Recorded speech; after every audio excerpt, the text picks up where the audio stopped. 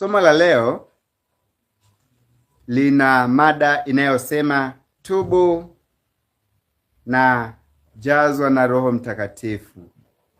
Tubu na jazwa na Roho Mtakatifu. Jana tulikuwa tukizungumzia na kuangalia namna ambavyo tunapaswa kuwa wanyenyekevu na kukusanyika kwa umoja, kwa pamoja kwa nia ya Kristo. Tukaona ya kwamba hakuna yeyote anayepaswa kujiona ni bora kuliko mwingine, na tukaona ya kwamba tunapaswa kuhurumiana, kutiana moyo, kufarijiana, kushauriana na kuimarishana katika Kristo. Somo la leo linahusu kutubu na kujazwa na Roho Mtakatifu. Na mada yetu inaendelea kwenye kitabu cha Matendo ya Mitume, akiwa ni Luka akiwa anamwelekezea Teofilo, lakini ujumbe ule ni muhimu pia kwetu, maana unahusu mambo yalivyokuwa kuanzia Yesu alipofufuka, Yesu alipopaa, na wanafunzi walivyobaki, vile walivyoendelea kufanya. Kwa sababu unajua kanisa la awali ni kanisa lile la Matendo ya Mitume, ambao walikuwa ni wanafunzi wa Yesu. Hawa ndio chimbuko la Kristo lilianzia hapo. Maana tunaposema wa Kristo ni wale wafuasi wa Kristo wanaofuata kile ambacho Yesu alikifundisha, likielekeza, lakini maisha aliyoyaishi. Kwa nini tunajikuta katika masomo haya yanafuatilia mfuatano na mfululizo wa namna ambavyo wanafunzi waliishi? Ni kwa sababu maisha yao na jumuiya yao ilifanikiwa. Na ndiyo maana hata sisi katika maisha yetu, tukitaka kufanikiwa kama jumuiya, tukitaka kufanikiwa mtu mmoja mmoja, ni lazima tujifunze, tutazame wenzetu waliofanikiwa, hata walipoteswa, walipojaribiwa, hawakuweza kuanguka, walipitia misingi ipi. Na hicho ndicho kinachozidi kutusaidia. Sasa tunaenda kuangalia hawa wanafunzi katika umoja na katika mwendelezo waliokuwa nao uliwasaidia katika kujazwa Roho Mtakatifu. Sasa ni hatua gani, ni mbinu gani, njia gani walizozitumia mpaka wakati wakafika ahadi ambayo ilikuwa imeahidiwa ikaweza kutimia, kujazwa na Roho Mtakatifu? Fuatana nami katika kitabu cha Matendo sura ya 1 mstari ule wa 4 na mstari wa 5. Maandiko yanasema, kitabu cha Matendo sura ya 1 mstari wa 4 na 5, nasema, hata alipokuwa amekutana nao, aliwaagiza wasitoke Yerusalemu, bali waingoje ahadi ya Baba, ambayo mlisikia habari zake kwangu, ya kwamba Yohana alibatiza kwa maji, bali ninyi mtabatizwa katika Roho Mtakatifu baada ya siku hizi chache. Na nataka kuzungumza na wewe ambaye unatamani ujazo wa Roho Mtakatifu kama lilivyo pia tamanio langu. Ni jambo gani ambalo tunapaswa kulifanya ili ujazo wa Roho Mtakatifu uweze kukamilika katika maisha yetu? Sikiliza, hili fungu linaeleza Yesu alivyokuwa akiwaambia wanafunzi wake ya kwamba wasitoke Yerusalemu mpaka pale watakapokuwa wamejazwa na Roho Mtakatifu. Maana Yohana kipindi akiwa anabatiza, kama mnakumbuka, Yohana ndiye aliyeanza huduma kabla ya Yesu kuja, na alipokuwa akibatiza alikuwa anawaambia watu ya kwamba mimi ninawabatiza kwa maji, lakini yeye ajaye atawabatiza kwa moto.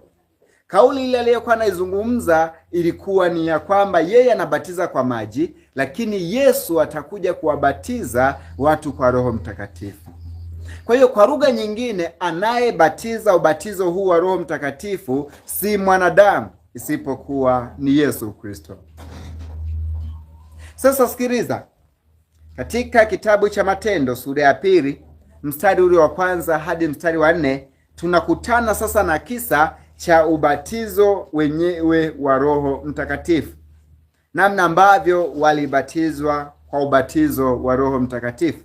Kitabu cha Matendo sura ya 2 mstari wa 1 hadi ule mstari wa 4.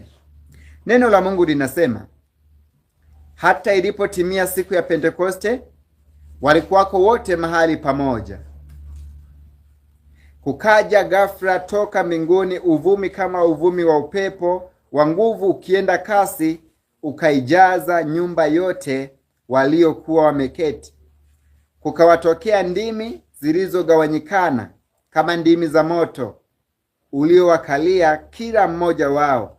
Wote wakajazwa Roho Mtakatifu, wakaanza kusema kwa lugha nyingine kama Roho alivyowajalia kutamka. Kwa hiyo hili ni tukio ambalo lilitokea, wakajazwa na Roho Mtakatifu, wakaanza kusema kwa lugha nyingine kama Roho alivyowajalia kutamka. Kwa hiyo tunaweza tukaona, cha kwanza, walijumuika pamoja, wakawa na umoja, wakawa na shirika pamoja, wakawa wanasaidiana, wanafundishana, wanaonyana, na wakadumu katika kuomba na kusali. Sasa katika sura ya pili ya kitabu cha Matendo ndipo Roho wa Mungu aliposhuka juu yao. Sasa unaweza ukauliza, sasa hapa ni mbinu gani walizozitumia mpaka kujazwa na Roho Mtakatifu? Moja, kuna hii ya kujumuika pamoja, kuwa na maombi ya pamoja, lakini kusali, kuomba, kufarijiana, kutiana moyo, kushauriana, kuonyana. Hizo ndizo desturi walizoendelea kudumu nazo mpaka pale walipojazwa na Roho Mtakatifu. Lakini walipojazwa Roho Mtakatifu, kile kitendo cha kuzungumza kwa lugha nyingine kiligusa mioyo ya watu wengine. Na tunaposema Pentekoste ilikuwa ni sherehe iliyokuwa inafanyika baada ya siku ya 50. Kwa hiyo Pentekoste ilikuwa ni sherehe. Kwa hiyo hii sherehe iliwafanya wakusanyike wote pamoja, na walipokuwa wamekusanyika pamoja ndipo Roho wa Mungu alipowashukia na akawajalia kutamka kwa lugha walioongozwa nayo.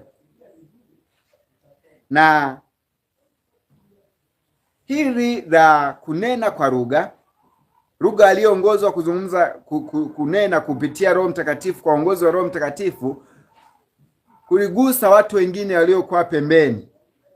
Walipoguswa wale watu wa pembeni, nao wakaja. Walipokuja ndipo Petro akaanza kuwahubiria habari njema na akishuhudia habari za Yesu, ya kwamba Yesu alikuja kukomboa wanadamu na alikufa kwa ajili ya wanadamu, akafufuka na akapaa mbinguni mbele ya macho yao. Kwa hiyo akawa naambia kwamba mtu akitaka kuokolewa ni anapaswa kumwamini huyu Yesu. Sasa walipokuwa wakisikiliza lile hubiri la Petro, ndipo wakachomwa mioyo yao. Sikiliza katika kitabu cha Matendo sura ile ya pili mstari wa 37 mpaka mstari wa 39. Matendo sura ya pili mstari wa 37 hadi 39. Neno la Mungu linasema, walipoyasikia haya wakachomwa mioyo yao, wakamwambia Petro na mitume wengine, tutendeje ndugu zetu? Petro akawaambia, tubuni mkabatizwe kila mmoja kwa jina lake Yesu Kristo, mpate ondoleo la dhambi zenu, nanyi mtapokea kipawa cha Roho Mtakatifu. Kwa kuwa ahadi hii ni kwa ajili yenu na kwa watoto wenu na kwa watu wote walio hai na kwa wote watakaoitwa na Bwana Mungu wetu wamjie. Kwa hiyo hawa watu ambao walisikiliza habari ya hubiri ambalo Petro alikuwa akihubiria, wale wote waliokuja wakivutwa na hii ya lililotokea kunena kwa lugha kipindi cha Pentekoste, nao walikuja wakasikiliza, wakavutwa. Nao Biblia inasema walipotubu na kubatizwa, Roho wa Mungu alijazwa kwao, nao wakanena kwa lugha. Sasa jambo ambalo tunaona hapa, kuna kutubu na kubatizwa. Wakati mwingine tunaacha kutubu, na hilo ni jambo la muhimu sana. Kumbuka katika somo letu nasema tubu na jazwa na Roho Mtakatifu. Walipomuuliza Petro kwamba tutendeje ndugu zetu, Petro aliwaambia tubu, mkabatizwe mpate kujazwa na Roho Mtakatifu. Kwa hiyo jambo la kutubu ni la muhimu sana, na ndio maana hata ukiangalia ule mtiririko wa kuomba ambao Yesu aliutoa, hili la kutubu lipo, ikimaanisha kwamba si kwamba Yesu alitoa ile sala ya Baba yetu ambayo imezoeleka kwa sala ya Baba yetu kwamba aliitoa tu tunaomba vile tu, hapana. Isipokuwa ule ni utaratibu ambapo kwamba unapoomba kwenye ombi lako hakikisha vipengele vile umevigusa. Baba yetu uliye mbinguni, jina lako litukuzwe, ufalme wako utimizwe huko duniani, huko mbinguni kama hapa duniani kama huko mbinguni. Vile ni vipengele ambavyo tunapaswa kuvipitia wakati wa kuomba, ili jina la Bwana liweze kutukuzwa, ili Mungu aweze kutukuzwa.